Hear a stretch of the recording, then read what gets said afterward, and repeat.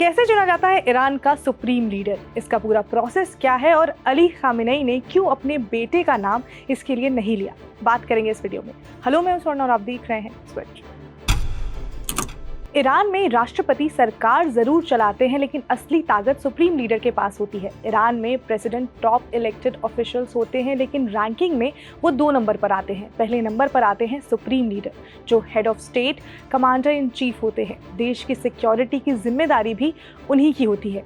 अब आप सोच रहे होंगे कि मैं ये सब यहाँ क्यों डिस्कस कर रही हूँ। वो इसलिए क्योंकि ईरान और इजराइल के बीच में टेंशन काफ़ी ज़्यादा बढ़ गई है और इस बीच आयतुल्ला अली हुसैनी खामेनेई को बंकर में छुपना पड़ा, क्योंकि जिस तरह के हालात हैं उसमें उनकी जान का खतरा जो है वो बहुत ज़्यादा बढ़ गया है। इस बीच न्यूयॉर्क टाइम्स के एक रिपोर्ट में बताया गया कि खामेनेई ने अपने सक्सेसर के लिए 3 लोगों का नाम जो है वो सजेस्ट किया है, जिसमें रिपोर्ट्स में ही ये बताया गया कि उनके बेटे का नाम इसमें शामिल नहीं है। तो हमने सोचा कि जो इतनी इंपॉर्टेंट पोजीशन है ईरान में, उसके चुनने का जो प्रोसेस है वो क्या है। तो जब कभी भी सुप्रीम लीडर की मौत या अगर वो अपने पोजीशन से हटाए जाते हैं, तब अगले सुप्रीम लीडर का चुनाव होता है।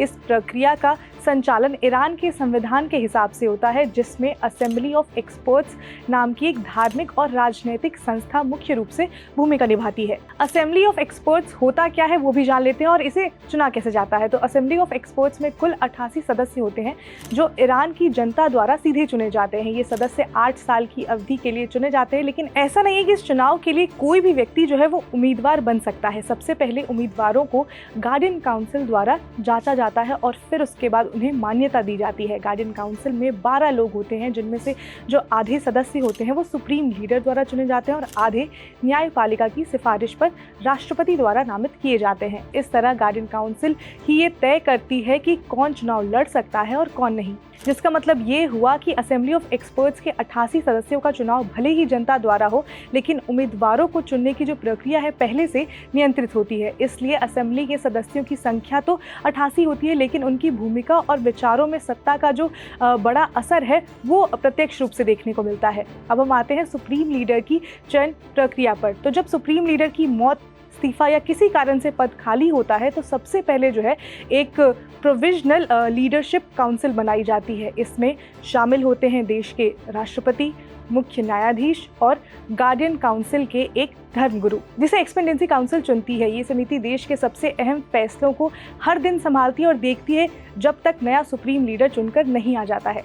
फिर असेंबली ऑफ एक्सपर्ट्स में एक छोटी 3 सदस्यीय समिति गठित की जाती है, जो देश के योग्य और काबिल धर्मगुरु नेताओं की सूची बनाते हैं। इस सूची में शामिल उम्मीदवारों को कई गुणों के आधार पर चुना जाता है, जैसे कि उनकी इस्लामिक शिक्षा जो है वो किस तरह से है, इंटीग्रिटी जो है वो किस तरह की है, प्रशासनिक और राजनीतिक समझ उनमें कितना ज़्यादा है, साहस और जो न्यायप्रियता है वो उनके अंदर कितनी ज़्यादा है।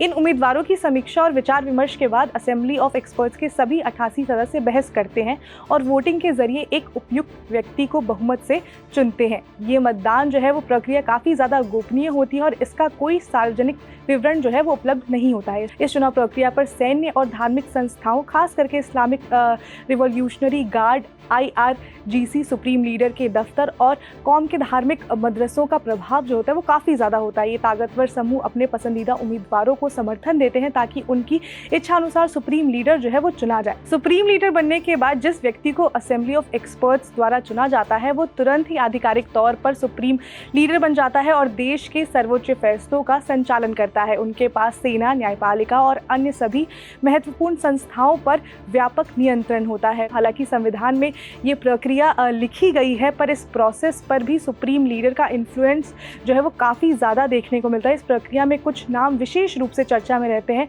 ये वो नाम है जिन्हें सुप्रीम लीडर खुद सजेस्ट करते हैं, जैसे कि वर्तमान सुप्रीम लीडर अली खामेनेई के बेटे मुस्तबा खामेनेई एक बड़ा नाम जो था वो इसके लिए माना जा रहा था, लेकिन रिपोर्ट्स के मुताबिक अली खामेनेई ने अपने ही बेटे का नाम जो है वो नेक्स्ट सक्सेसर के लिए नहीं लिया है, जिसकी वजह ये बताई जा रही है कि उन्होंने अभी तक कोई बड़ा सरकारी पद जो है वो नहीं संभाला है।